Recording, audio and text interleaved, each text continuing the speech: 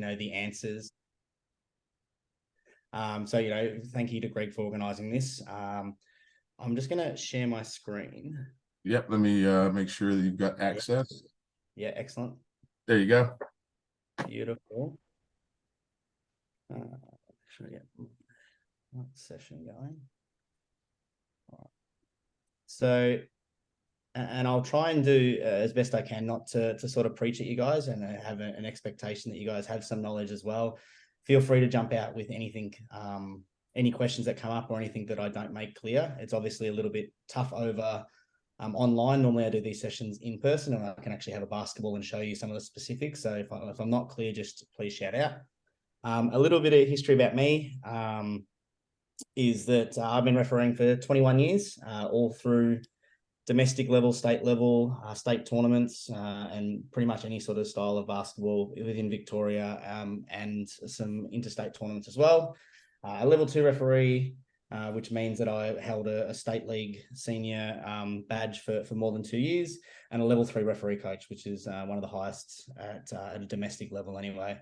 And I've been the referee advisor, or the terminology they're using now is the referee development and education officer, for the last 5 years at KBA.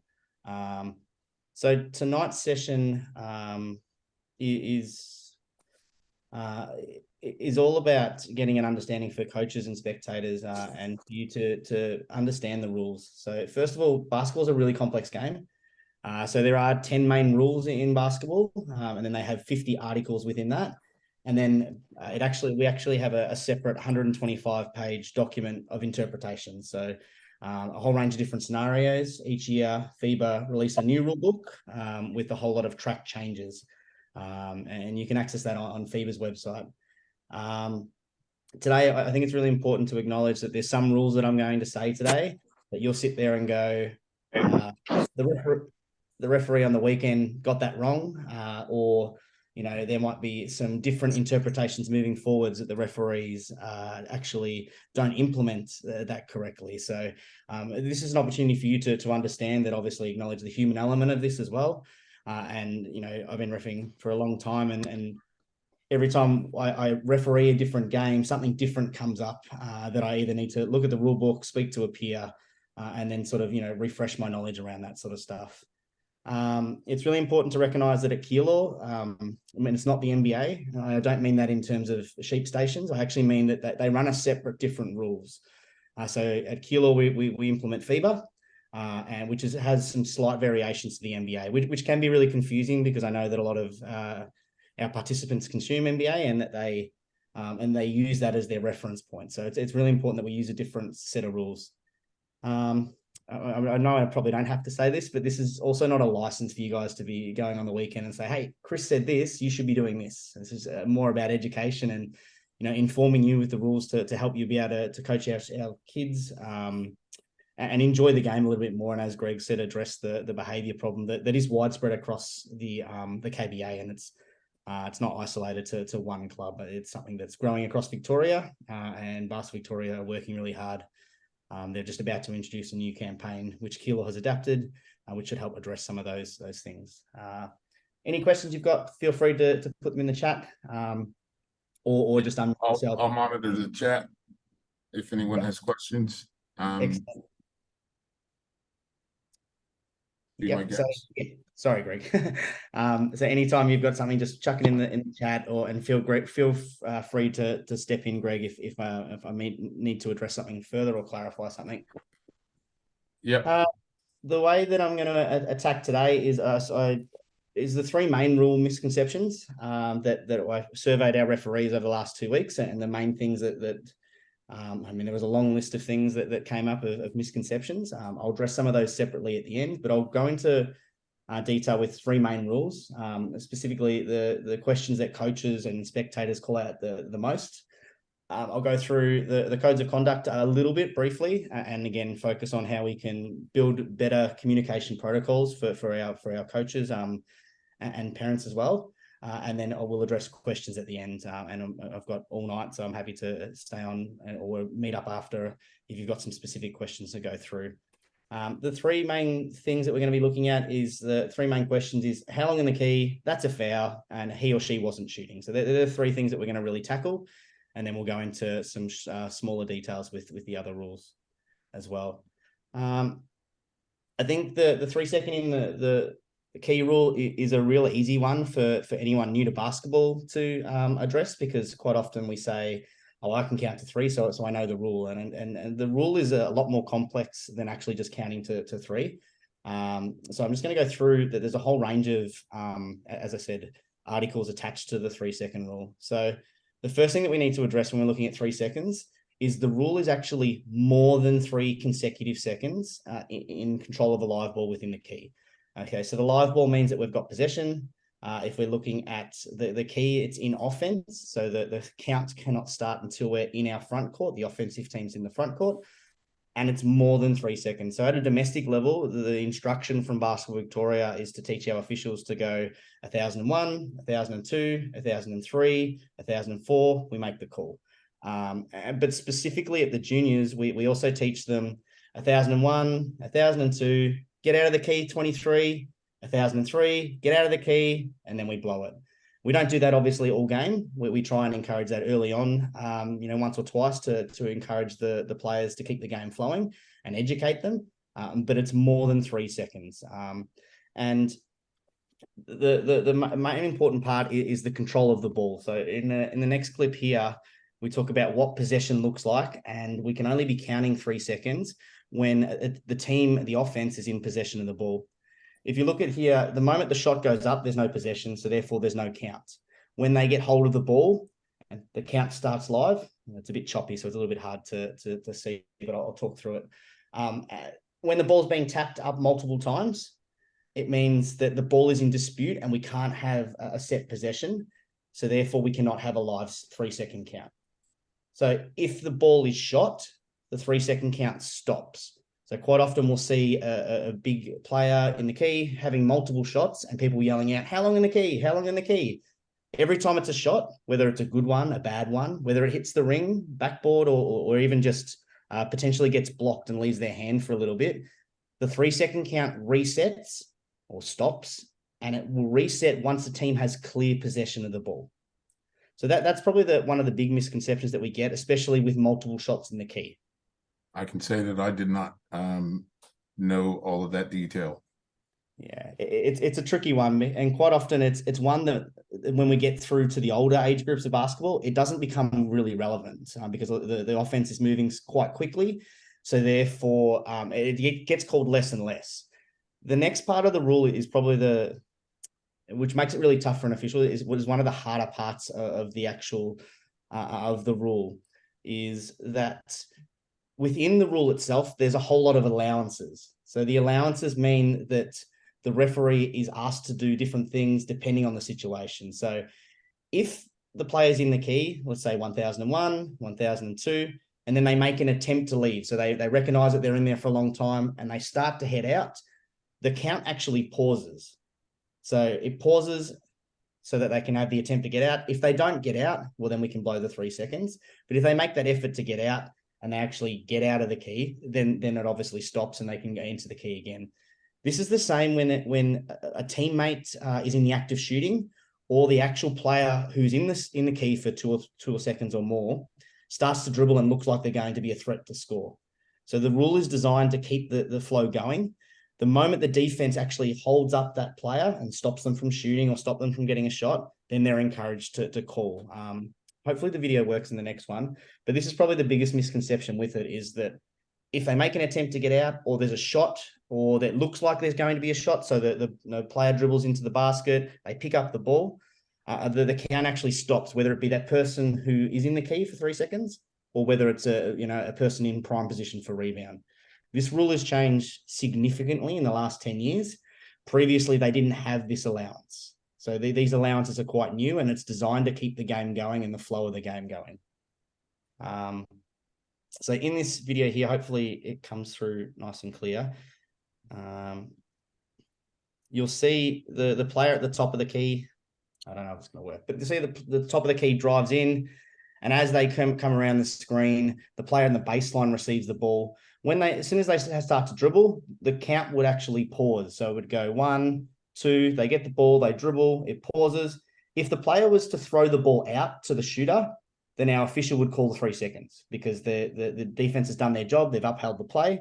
If they were to get a shot, which they do in this situation here, then the play just continues like it never happens. And that's probably the main thing with 3 seconds that commonly gets misunderstood, is that there's a whole lot of allowances in that player designed to keep the flow of the game going. Obviously, in younger age groups, we try and educate, and they've got 5 seconds to get out of the key, and we talk to those players. But specifically, they've got a lot of allowances there to be made. Apologies that the videos aren't really coming through clear. But that's the 3 second, and that's the main thing with that. The next thing that we're going to look at is a common one is coaches will be like, how's that a foul? What did they do wrong? And we're going to specifically dive into the block charge, because there's a lot of misconceptions with the block charge. I feel like come to that room. Quick. Was there a question or? No, I don't think so. No problems. Chris, could I ask a question on the 3 second rule, mate? Yeah, of course. Does the player's whole body have to leave the key, or just a foot? That's a really good question. So the rule has a separate article to it that says that they need to have both feet leave the painted area. So they need to make both feet outside of the paint for them to officially have left the key. But it also becomes a little bit grey, because if they're making the effort to get 1 foot out, and then, for example, the ball goes towards the basket, then that goes under the article of them making an attempt to leave, so that it pauses their count. But yes, both feet need to be out of the key in order for it to stop, and they get a new 3 seconds. Yeah. So basically, there's a lot of variables depending on how the play's sort of running. Yeah, so if unfolding. So you're not going to call a 3 second on them if the ball's going into the key, they've got 1 foot out, they're going back in to get the ball. Exactly right. Yeah. Okay. The rule was changed over the last 10 years to specifically allow referees to be able to focus on getting that contact within the key. Quite often what was happening is they'd be getting to the 2 second count. The player would be in the key, they'd get hacked, but the referee was so focused on getting to that 3 seconds that they weren't calling the fouls. So this way, it's encouraged us to make sure that we get those fouls, because fouls within the key are so super crucial that we make sure we get. They're normally heavy fouls. They affect the scoreboard quite, obviously. But that's why they changed the rule. FIBA did anyway, specifically. And just one other question, mate. I have seen on occasions the referees actually encouraging the players to get out of the key. I have seen that. And I know it's hard, because you're not there. But if a referee just calls a 3 second violation without any warning, do you think in domestic level, do you think that's a bit harsh? Without Yeah, it's a really tough one for the under 10s and 12s. Depending on when it is in the season, for our A grade specifically at that level, I don't think it's harsh. I think that they've got that sort of skill level to be able to adjust that, and our coaches and our parents should be implementing that. At the younger year levels, the lower grade levels, it can be harsh. And if you're the coach, even just speaking to them when the referee's coming up the court and just encouraging them, hey ref, they're new to the game, can you just help them out? Just speaking to them. Most of our officials are pretty good with educating, and that is our primary focus, is that we want to educate our players so that we actually don't have to call a lot. We can let them play. Let's watch this one here. What's up? Right, I might keep on continuing with fouls. So fouls is really important. Quite often we get a lot of people saying basketball's a non-contact sport, which in essence it is a non-contact sport, and that all contact needs to be a foul. About 15 years ago, the FIBA changed the rules to add the word illegal contact, and that specifically talks about when we're holding up momentum of a player on the court, when we're looking at impeding their movement, or the rule says about bending their body and manipulating them in a way that puts them at a disadvantage. I'm not going to go over most of the rules because they are pretty explicit. If it's a holding foul, it's because you're holding. If it's blocking, you're blocking someone's pass. Push, you're pushing them, and so on and so forth. But I am going to really focus in on the cylinder principle in a moment. But I'm just going to go over these three misconceptions really quickly before we get into that. So last year they added the 33.13, which is illegal guarding from the rear. This was specifically put in to show and encourage players to attempt a legal guarding position. So if you're not making the effort to get in front of the player, and the basketball rules actually say that you can't defend from behind. So any contact from behind, it's showing that you're not making a legal guarding position, and that you should be called for a foul, which quite often people don't understand is that it's minimal contact from behind, but the rule actually states that it's not a legal guarding position. So that contact must be called. The second part, we talk about 33.11, and it's contact with an opponent with hands or arms. And this is probably more for some of our older heads in basketball, that they've actually changed the wording in this to now allow that touching an opponent's hand, whether it be on the ball or during a shot, is no longer part of the ball. So specifically, the rule used to be that if you high five someone when they were shooting, that hand's part of the ball, so it hasn't caused a disadvantage. So therefore, we don't call a foul. Basketball, FIBA has readjusted what disadvantage and advantage looks and included fatigue in it. So if I'm continually hitting someone on the hand, that hand is going to be fatigued. Therefore, it puts that offense at a disadvantage. So that's just mainly for the older heads in the room, but it's something that comes up quite often. And the last one, which was introduced last year, was the fake being fouled. This changed last year to incorporate that if there is contact and you overemphasize that light contact, you can be charged with a warning for fake being a foul, which could lead to a tech foul. We don't see a lot of that, but it's really important that that people understand that has been incorporated in the last 12 months. That would be the flop. The flop, exactly right. Yeah. Yeah, they used Does to. does everyone understand that? Does everyone know what the flop is? Yeah.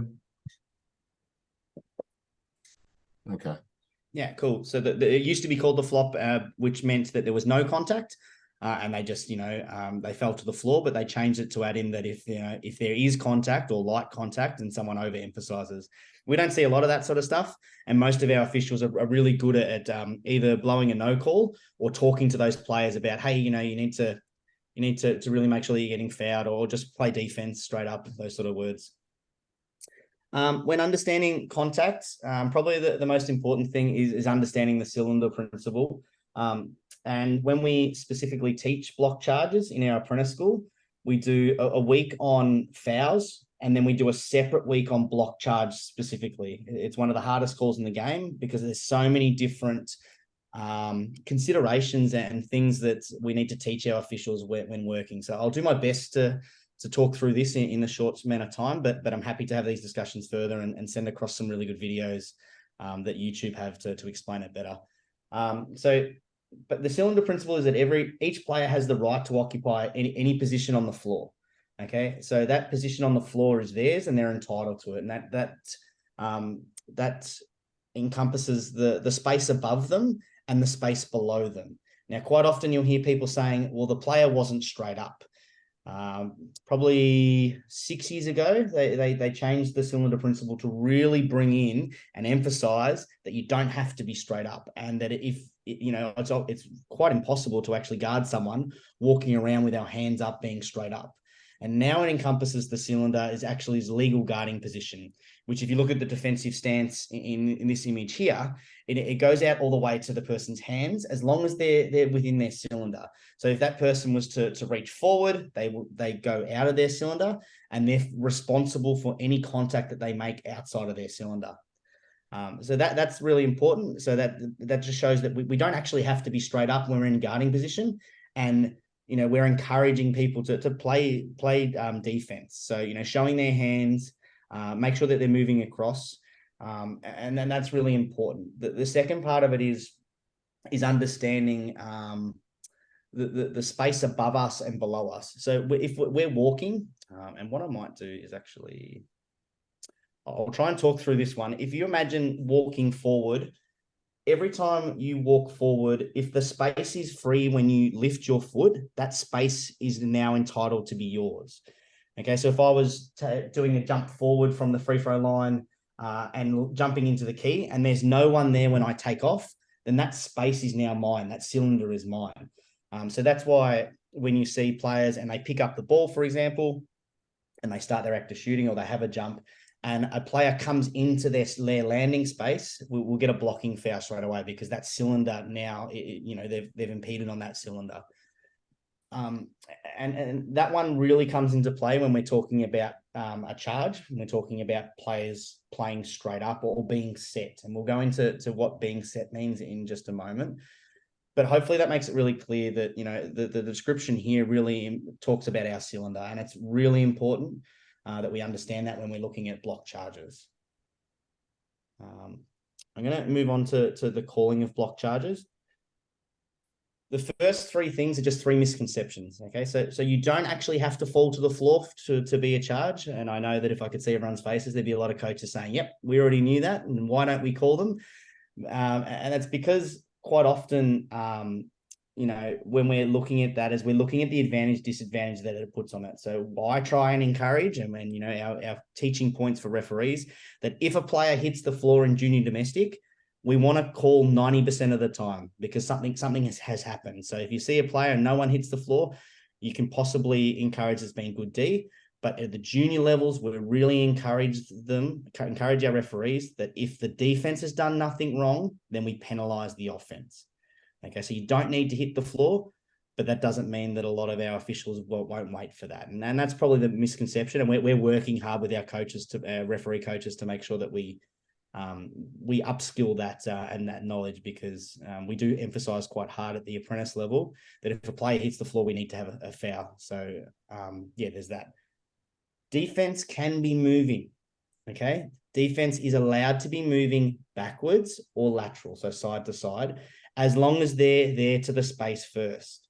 If you think about a defender and I'm walking backwards, every time I take a step backwards, as long as that step is free and there's space there, that space is now mine and I'm in my cylinder. So if I'm running backwards and someone comes into my cylinder, well, it can't be my fault, so I shouldn't be penalized for it. The other one is that you can be moving laterally as long as you move laterally and get to that space first. And we'll go through that a little bit when we get into the emphasis on feet first and facing. And the last one is when we talk about set, we don't mean that they need to be stationary. We just mean that they need to be set up for legal guarding position. So quite often you'll hear coaches say the defense wasn't set, and they're referring to that the person wasn't straight up or they weren't stationary. But when we refer to set, we're actually talking about legal guarding position. They're making an attempt to play defense by meeting one of the criteria in the next aspect. The three principles of calling a charge is feet. So have they established initial legal guarding position? The rule will talk about the feet being on the floor, but as I mentioned earlier, you're able to jump vertically as long as that space is yours. So have your feet established your cylinder and your space on the floor.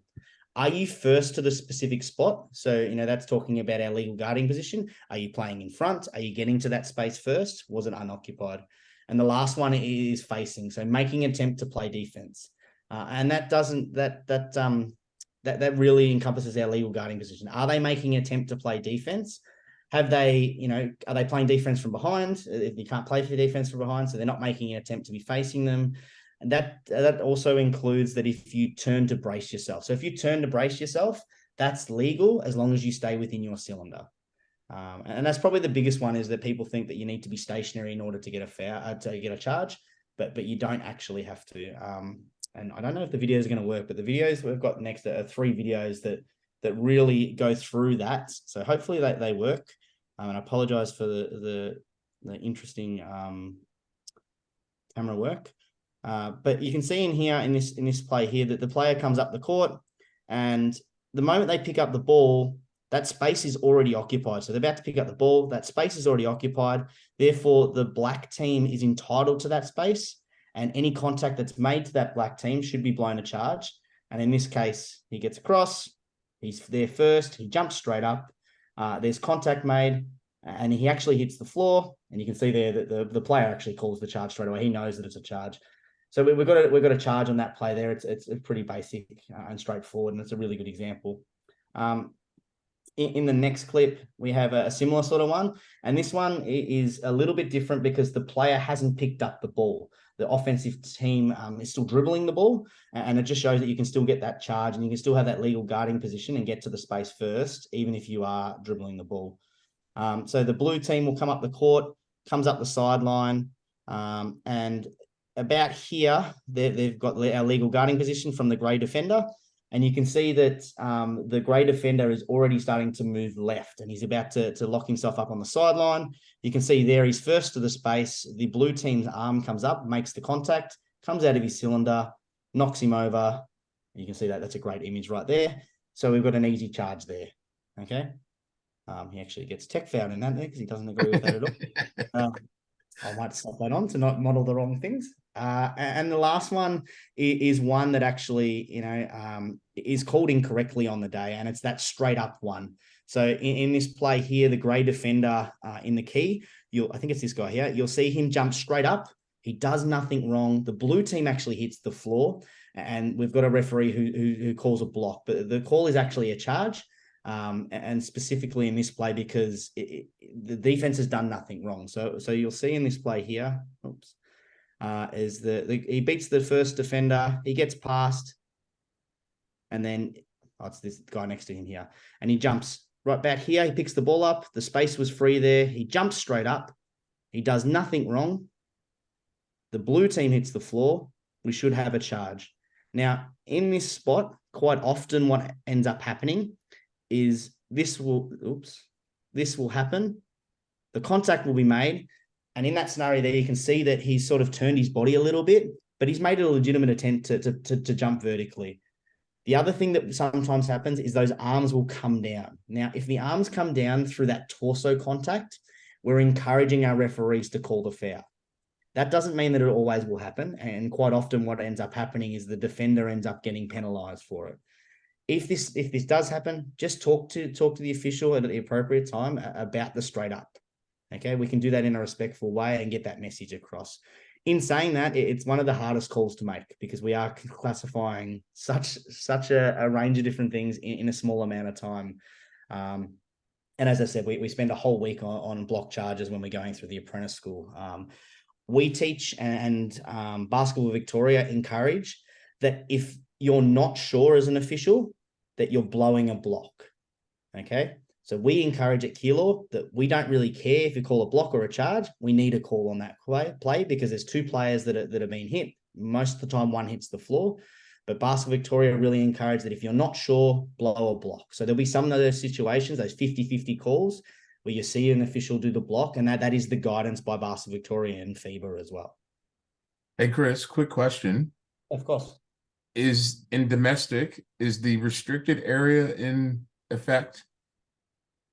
I know in senior domestic it is the no charge circle.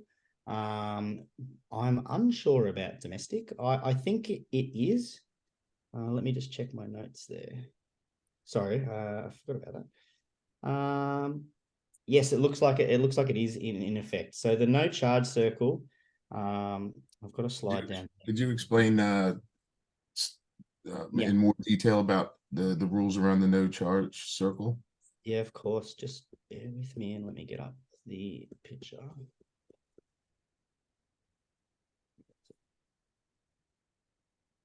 Is there anyone that doesn't know what I'm referring to with the no charge circle or restricted area? The picture that I'm showing you here is a different picture, but it articulates what it is. So underneath the basket, there's a semicircle that you'll see at some stadiums. And at Keilor, if the venue doesn't have a semicircle, then they're not running it. Okay, so it is a competition directive that we're running the no charge circle. But if the venue doesn't have it, then we don't implement it. So at Keilor, you'll see specifically, and probably Caroline Springs as well, I imagine, this sort of semicircle underneath the ring. And what that does is the rule was designed to protect our players and FIBA specifically, those dunking players, to create more highlights and allow them to have a protected space to be able to land. What it means is that an airborne player, if they make contact with the person, with a person inside that semicircle, then they automatically will be called a blocking foul. Okay, so it's that no charge circle, and it is there to protect our players when they're landing specifically on a sort of a layup or a dunking attempt. If the player is dribbling, let's say through the key here, and there's a player set up and they're just dribbling and they make contact, okay, we can have a block and we can have a charge because they're not an airborne player. So it only refers to an airborne player.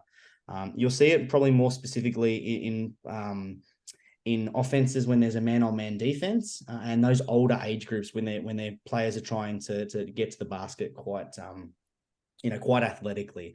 But if there's any contact in there to an airborne player, and a defender has any part of their body in that semicircle, then they're going to be automatically pinged for a blocking foul. Hope that makes sense. It's good because I know a lot of people get really upset and they're like, it was a charge, and they don't realize that it's automatic. Yeah, it's something that, like, quite often FIBA makes adjustments because of the international game, and they want to encourage, obviously, it to become a more spectacle sort of thing and protect those players from going up, from entering the key and making some quite athletic plays. So it's probably something that's not as relevant for us, but it is something that we do teach and we do implement on those Saturday sessions. The last one that I'm going to look at in a whole lot of detail is he or she wasn't shooting. So specifically looking at our active shooting. So the active shooting is really we're going to cover two main things about when the active shooting starts. Because I know a lot of coaches will say, oh, he wasn't actually shooting and the ball sort of just resting in their hands. So the active shooting starts when the player begins, in judgment of the referee, to move the ball upwards towards the opponent's basket. And a good way to think about that is the active shooting starts the moment that they pick up the ball. So when I talk about pick up the ball, it's when they stop their dribble. So if they're dribbling the ball and they pick up the ball, they stop dribbling, whether it be one hand or two hands, that offensive player has two options. They can pass or shoot. In the video that I'm going to show, and I hope it works, you'll see that the offensive player picks the ball up quite late, gets bumped, they call the foul, and the officials actually swipe it off. You can see the nice big reaction there from the guy at the back. What we're going to look at is when the active shooting starts. So the moment that this player here picks up the ball, which is here, okay, he's now in the act of shooting. So any contact made to him, he should be awarded 2 shots or 1 shot if the basket is good. So quite often you'll see that happen is the moment that contact, he picks up the ball, any contact, we have our continuation. And the rule states that his act of shooting will stop the moment he passes the ball, or he lands, or he releases the ball there. So his active shooting goes all the way right until the end. And a good way to look at it, the way we teach it, is that if there is no defenders, I think this is the video, if there's no defenders, what is the offense going to be doing? This one here. So if you look here in this video here, we have the contact there. He's picked up the ball. It's pretty obvious he's shooting. But if we take that away, those defenders there, it's very clear that he's shooting. So we like to teach our officials that we're giving the benefit to that offense and they're looking to score. And we definitely encourage our officials to try and keep that momentum going. So the active shooting is quite common, what happens. And you'll hear referees say, the moment they pick the ball up, that's their active shooting beginning, and the benefit goes to the offense. And the rule actually states that they're going towards the offense. So if the referee is not sure whether they're shooting or not, they give them 2 shots. And that's explicitly said in the actual rules to encourage that scoring game. If the player was to pass in that situation, as I said before, the active shooting stops and we should award baseline. The second part to the act of shooting talks about when a shot is made, released, and an airborne shooter.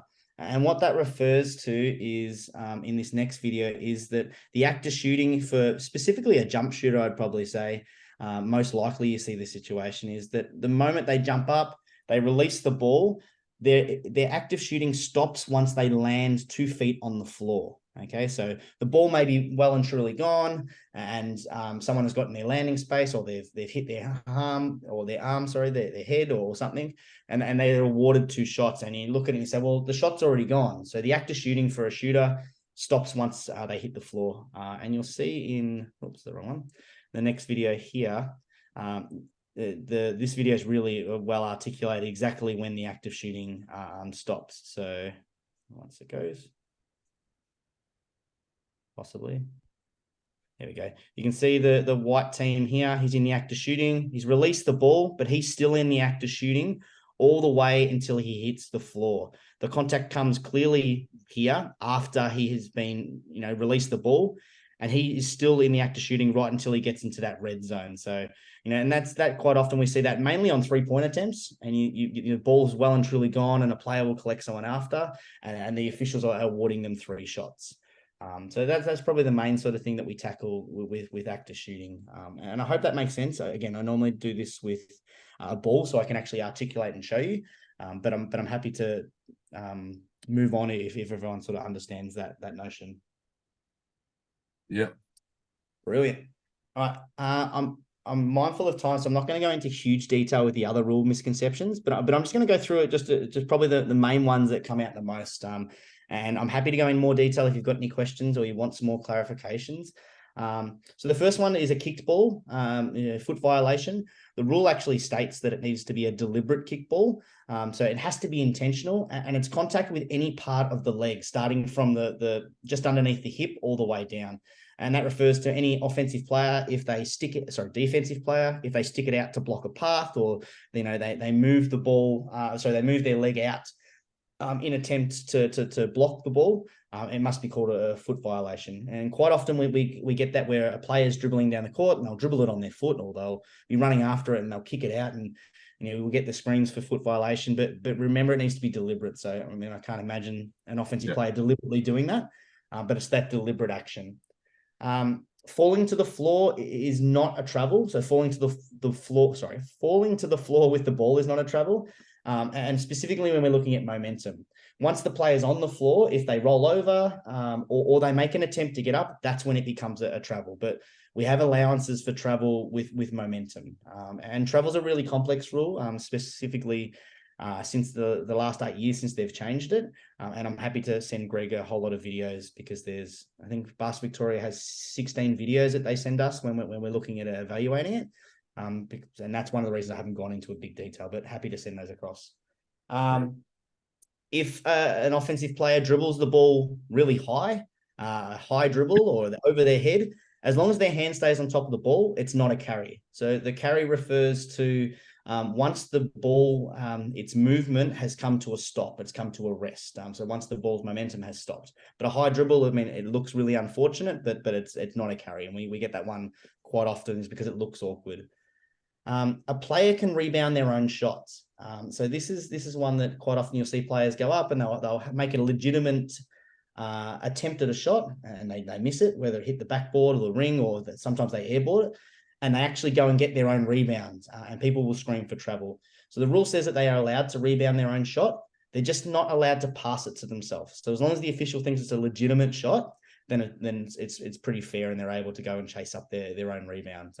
Again, another one that looks awkward. The sides, the top and the bottom of the backboard, they are in bounds. So when the ball hits the top of the backboard, as long as it's hitting the backboard, that is completely legal. It is completely legal for the ball to touch the top of the backboard and then fall behind the backboard, and it's still in play. The misconception with that is around the ring supports. So at Keilor, Court 1's a good example. They have the clear backboard, and then they have the blue supports that are holding up the backboard. If the ball hits any of those, then it's out of bounds. And that's the same for the ropes, or if there's a support. I think on court 4 there's the big grey supports that extend the ring out. If they hit that, then it's a violation. But if it hits the backboard on the side or underneath, or on top, then it's completely legal. And the last one, the second last one is a moving pick or a moving screen. So those illegal screens that we see, there must be contact there, illegal contact, for it to be called. So quite often you'll get calls out for moving screens or moving picks, but there's no contact there, which makes it really hard for us to call. So we can only call that foul if there's that illegal contact. So you can definitely let the referees know in a respectful manner that they're moving. Hopefully the referee works with them, but there must be contact for that pick to be called. And the last one is that a player can go out of bounds and return in the court as long as they've got 1 foot inside and touching the ball inside. So touching the court inside. That rule actually changed about 20 years ago, where you previously needed to have both feet into the court, but now they've changed it. As long as 1 foot is legally in the court, then you can go collect your own ball. Are there any questions with that? I think that's most of the misconceptions that we get. Amazing. It's pretty good, Chris. Couple of things there that I was a little off skew, but yeah, it's been great information. Happy to clarify any more if you want, Greg, or because I'm sure questions everyone's got. Or I posted it in the chat, but I just had one about I just had one about fast breaks. So I don't know if it's good or bad, but my team's been getting a lot of fast breaks this season. And it's just with the fouls from behind. So where there's been no player between them and the ring and the players foul them from behind, I've approached the ref and said, I'm pretty sure that should have been an unsportsmanlike, but they've said it's not hard enough. But I know a couple seasons ago, we were all sent out an email that had the videos of, if you're impeding the play and there's no one ahead of you, it should be an unsportsmanlike. So it was just, it's just, it's a bit unclear. That's all. Good question. Happy. It's a great question. They've adjusted that rule a significant amount since the 5 categories came out. So for an unsportsmanlike, there's 5 categories. The videos are really good for it. One of the main adjustments is what you're talking about. Is the moment the player picks up the ball and starts their act of shooting, the unsportsmanlike criteria adjusts. So if they get so if they pick the ball up, then the contact, they can get the shooting foul, but it's no longer an unsportsmanlike. But that clear path foul, or the I can't remember what they actually call it, but there's no one between them and the basket, and they're making an attempt for the ball. Technically, by the rule, it is an unsportsmanlike.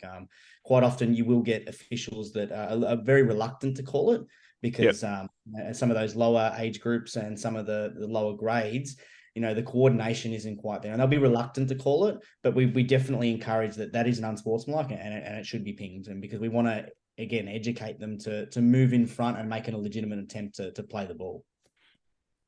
Cool. Yeah. I was just more to get the clarification around it, because like I said, I asked the referee and I said, hey, shouldn't have been unsportsmanlike. Like I said, I wasn't hard enough. I don't think there was enough contact. I was like, all right. Yeah. And I guess if you're looking for that, a good way to ask that is asking them, asking why it was a foul. So what criteria that they're using. So like when they're referring to that, an easy answer for our officials quite often is to say, well, it wasn't hard enough, so it can't be an unsportsmanlike. But if you said, well, was there was there anyone between them and the basket when they made the contact? It at least makes them consider that moving forward. Yep. Just a better way to address it for you, and that way it doesn't give our referees an easy way just to say, no, it wasn't hard enough, we'll move on. That's cool. I'll pose that question. Yeah, pose that question. And look, you may have some, you may not, but that's probably the way I would approach it. Yeah, it's just like it is what it is. But Good one. Frank, do you want to ask your question? Because I'm not sure I understand what you mean. You have to unmute yourself.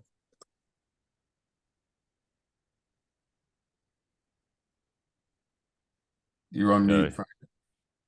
Hello. Yeah, there you go.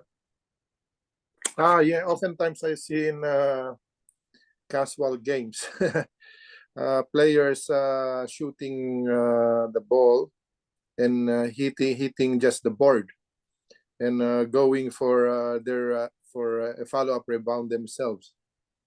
Is this legal? So It hasn't touched the ring at all, but they only shoot it intentionally on the board, and Okay. for them to go and rebound again. Yeah. Is this legal? If it's intentional, so if they're intentionally throwing it off the backboard to themselves, then that's legal, but they can't intentionally throw it to themselves without the backboard involved. So that rule actually used to, well, it was probably 15 years ago. It actually used to be the rule is that you weren't allowed to purposely throw the ball up there to yourself or someone else. But again, they've adjusted that because obviously the alley-oop in NBA and FIBA. So now you're allowed to do it. It's quite clever for players to be able to adjust like that. But yeah, perfectly legal. Yeah, thank you for clarifying that. No, that's okay. Are there any other questions with rules before? Nothing else. Anyone? No, the only question I have, Chris, you've made reference to approach the referees if you're unclear. In your experience, what's the best way and appropriate time to do that? Yeah, Just before you answer that, Chris, are you ready to move on into that area? Yeah, it's a perfect segue. Yeah. Because this is probably the part that I really want it covered the most. Because look, I feel bad for some of our coaches. I know they're just passionate individuals, and sometimes the passion gets the better of you, and it is very easy to react, with emotion, in what can easily be interpreted as inappropriate. But I think this is really, really important because I've seen some of our guys who are so dedicated, some who have never even been in front of the tribunal before, but have ended up with 20 odd weeks and all sorts of stuff. So I really wanted us to get this message out. I really wanted to get this message out because the more people understand the right way to express themselves, it's just a better experience we're going to have all the way around. So thanks, Chris.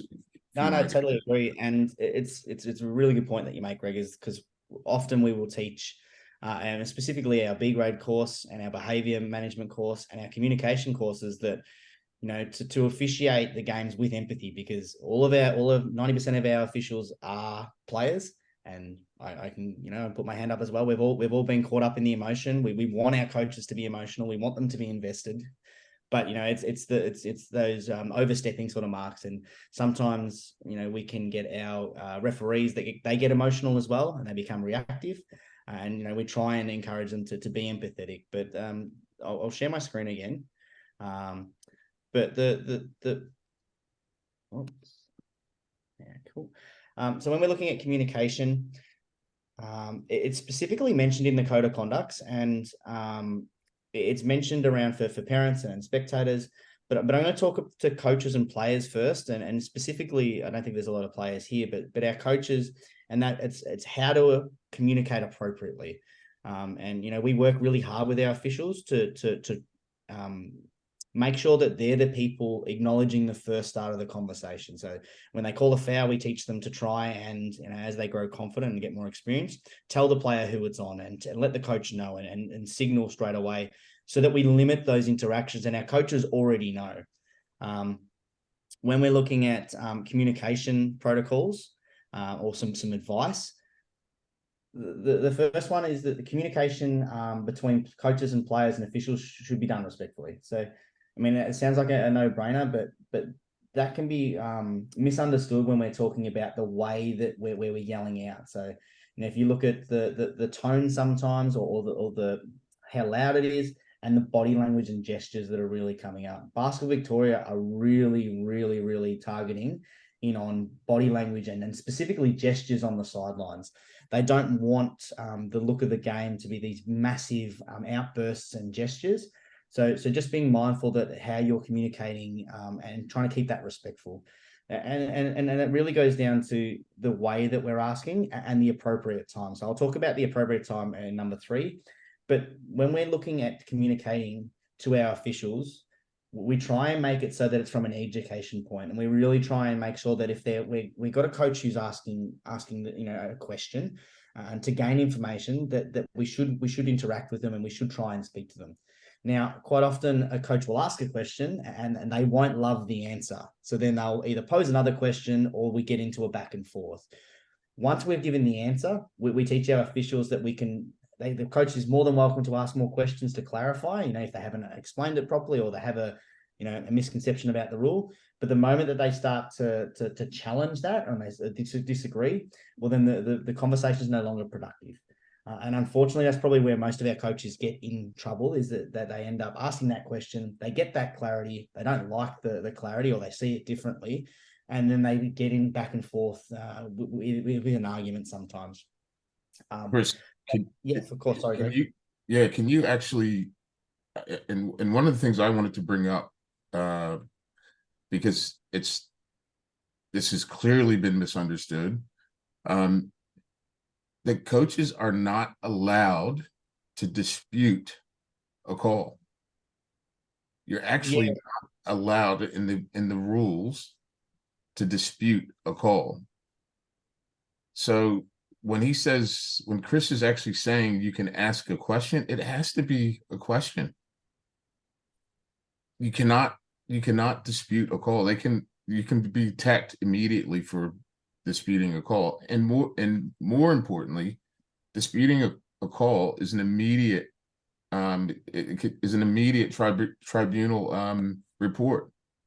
Now, a lot of times they will let it go, but as Chris said, the Basketball Victoria, Basketball Australia, etc., the governing bodies are really cracking down on it, and it's our job to understand what the rule means.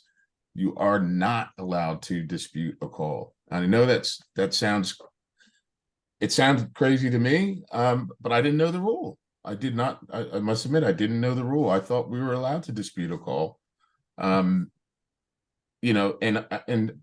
often you can dispute a call respectfully, but Chris, if you want to just sort of. No, you're right. It's one of those things that it's in the rule book and talks about disputing decisions. And by no means do I want our coaches and our officials to not have interactions, again driven by passion. But what the Basketball Victoria really is honing in on this. There's a tribunal reporting criteria that's disputing decisions, and I think it's 10 weeks automatically for disputing decisions. So a lot of our coaches are getting in trouble when they go to the tribunal because they're having quite a passionate discussion, and whether they have been abusive or they've actually sworn or whatever, they're getting pinged for disputing decisions and posing them in questions and productive questions. So, you sitting there going, do you know the fouls are 6-0? That's not asking questions to gain insight and information. And that would be my advice to coaches, is really posing questions to find information. Hey ref, can you explain why it was a foul? Okay, hey ref, where did he get him? Or where was the foul? It was on the arm. Once you get that, if you ask, hey, where's the foul, and it's on the arm, well, there's nothing more that conversation can really have, because you've asked a question, the referee's giving you the answer, and unfortunately, because of the posing of the question, it's now time to move on. So pose the question in a way that you're able to gain information. Hey, can you explain how that's a foul? And we'll talk about that. So Chris, that conversation there, you're happy for that to happen during the game, as long as they're questions? Yep, and I'll talk about that in a little bit. So I might move on to number 3 to talk about this. Is that our communication shouldn't delay the game, though. Yeah. Okay, so now it's a really tough balance, because we're talking about that those conversations shouldn't happen during a live ball. So if we look at a live ball, it's when the ball is in play.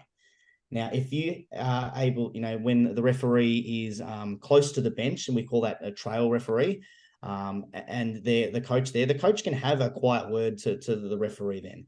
But if the referee has to stop the game and go and address the coach because they're yelling out across the court, or there hasn't been a time to talk to it, then we're actually encouraging our referees that, well, if we're stopping the game to talk to the coach, we probably should be either warning them or penalizing them. So that communication, those times to talk to them are during dead balls, when they're sort of, hey ref, can I talk? And then the referee might say, you know what, I'll come and speak to you next dead ball. and then you can go clarity. The best position probably is, on foul shots. Quite often you'll see the coach be able to have that that conversation. But, if there's a missed foul and the game is still live, we aren't really encouraging coaches to have those conversations because the referees are still focusing on the ball, and we want them to make sure that they were continuing getting the calls and officiating the game properly. So as long as we're not delaying the game and we're not holding it up and we're not stopping it to communicate, of course, I encourage those conversations to gain that insight, because if you guys understand the rules and you understand what the referee's calling, you can talk to your players and we can get through the game a lot better. And that sort of goes to where we're allowed to have the conversations as well. So quite often we get coaches who call timeouts and they storm onto the court, or they demand to talk to the referee, and they actually enter the playing court. So by the actual rules and the FIBA rules, is the coach isn't actually allowed to enter the playing court unless they're called upon by the referee. So if you can request to talk to, hey referee, can I speak to you? And we teach our referees that yes, acknowledge them, check on with your partner, and then walk over to them and speak to them. The moment you enter the court, the conversation, probably you're going to be told to go back to your coaching spot, and you're probably not going to be able to have that conversation, because we want, your job is there to coach. We want to have that quick conversation at the bench, and then we can continue on with the game. So making sure that, we're having that conversation, again, respectfully, in the right manner, at the right time. And that's probably the big thing. Greg, when we finish this, I'll send you a document that I think was circulated last year that goes through a whole lot of scenarios in detail so that you can actually circulate that. Because it is really frustrating, because I know that, if you watch the NBL at the moment, the coaches on the sideline they're definitely not questioning. They're definitely being very animated with a lot of their discussions. But anywhere outside of the NBL, if you go to watch an NBL 1 game or a Big V game, those conversations are extremely different to the ones happening at the NBL level. And domestically, the Basketball Victoria doesn't want these conversations to be going on. They want just questions, quick, short, and sharp, and move on.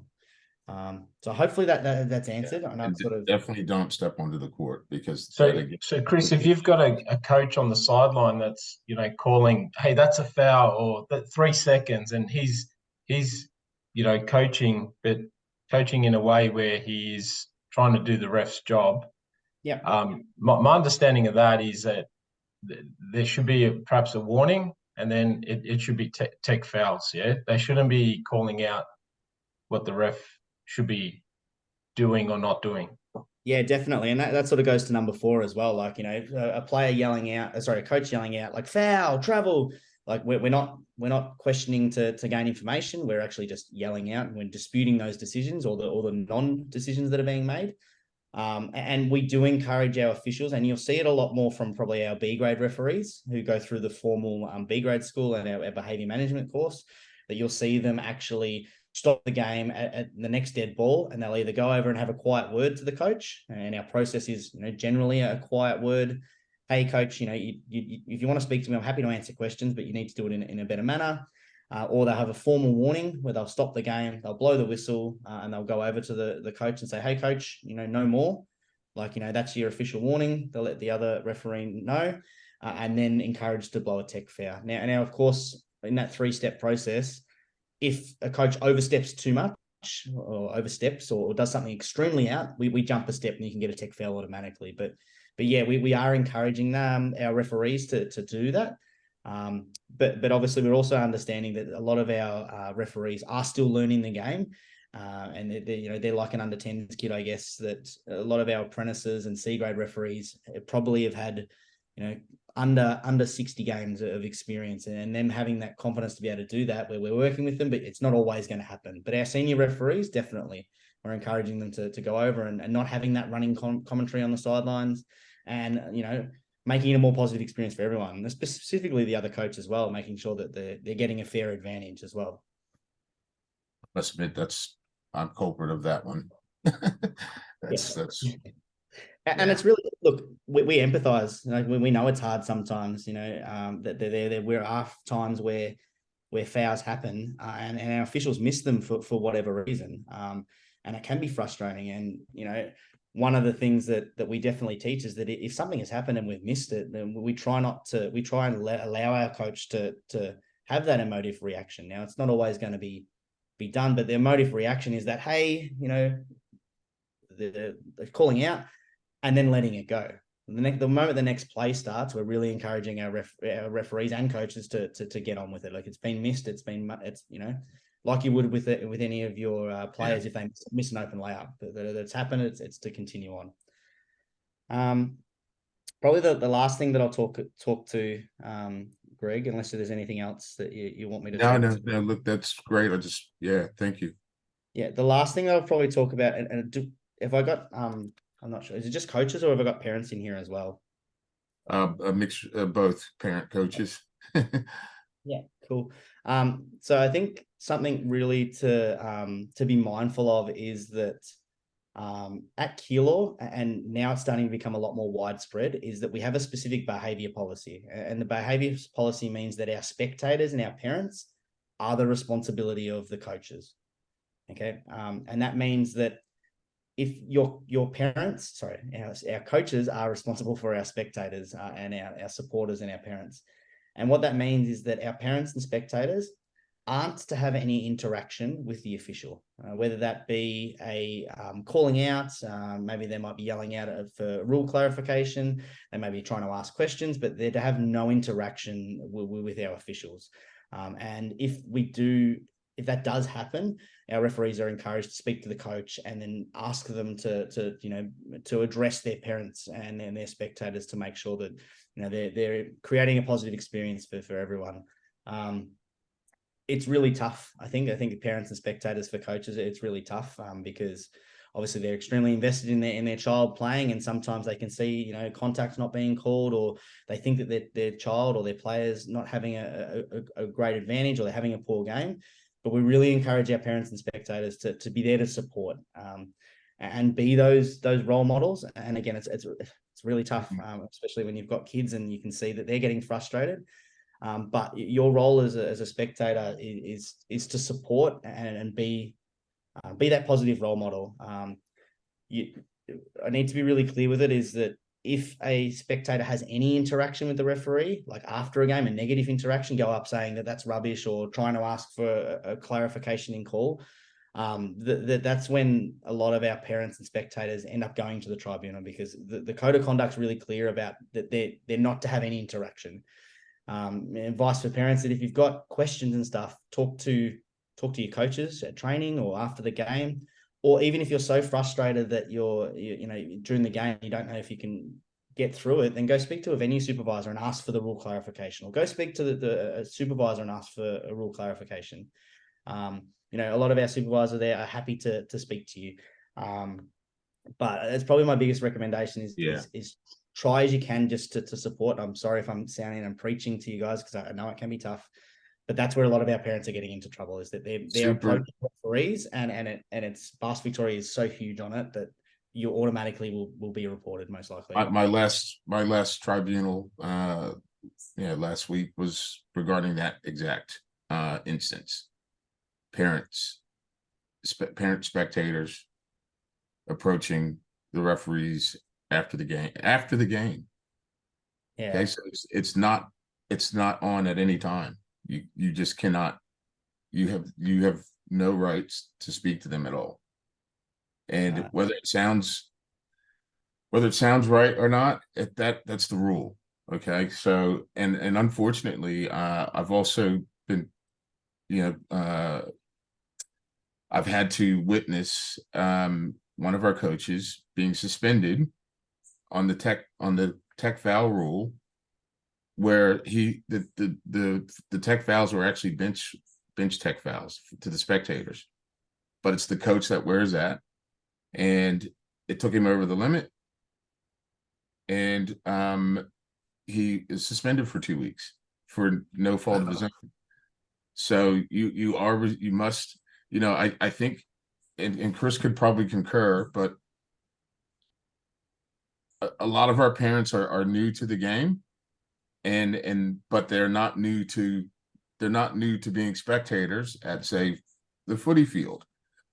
and it's a much different experience. And I know their referees or umpires, whatever they call them in that domain, are also dealing with some of the same issues and trying to create a better environment. But you cannot yell out and act a fool as you do when you're at the footy ground. It's just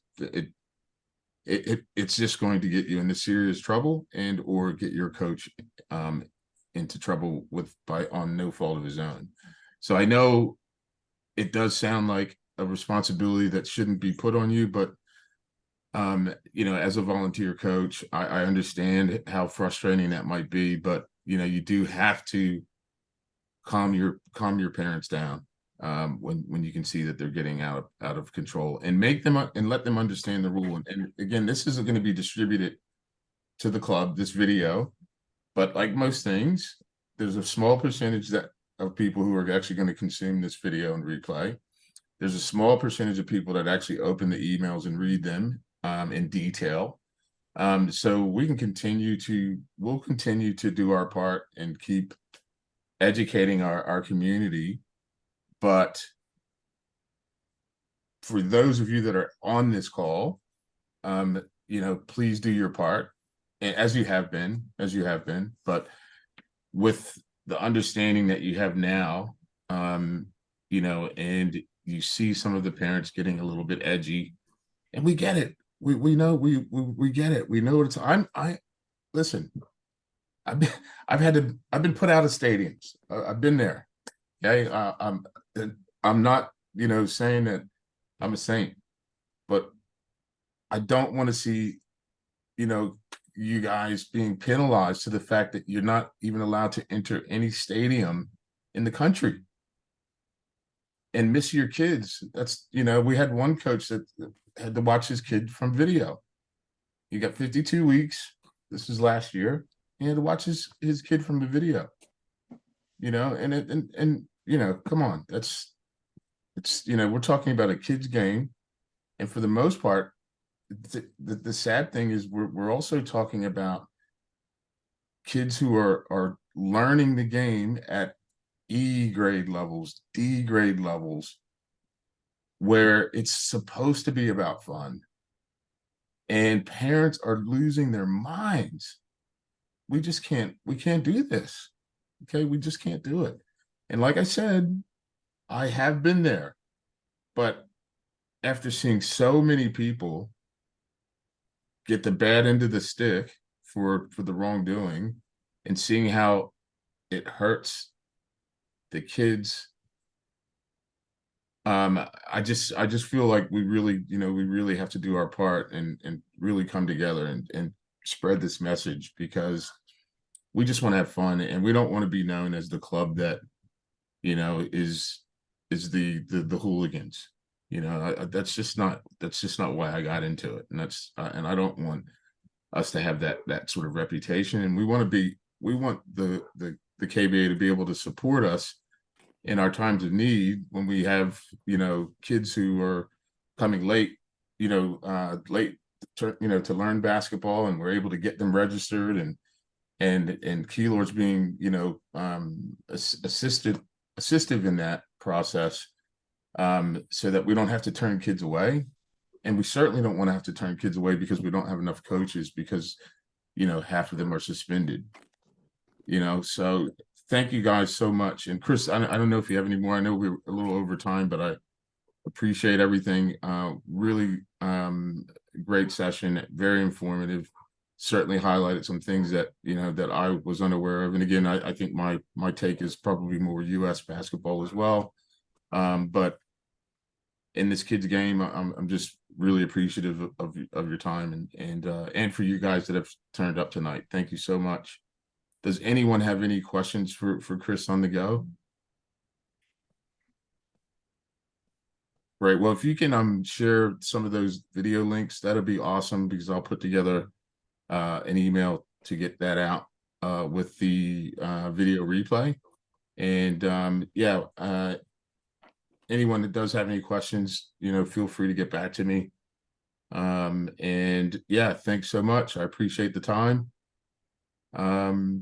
yeah, that's it for me. Chris, really appreciate you.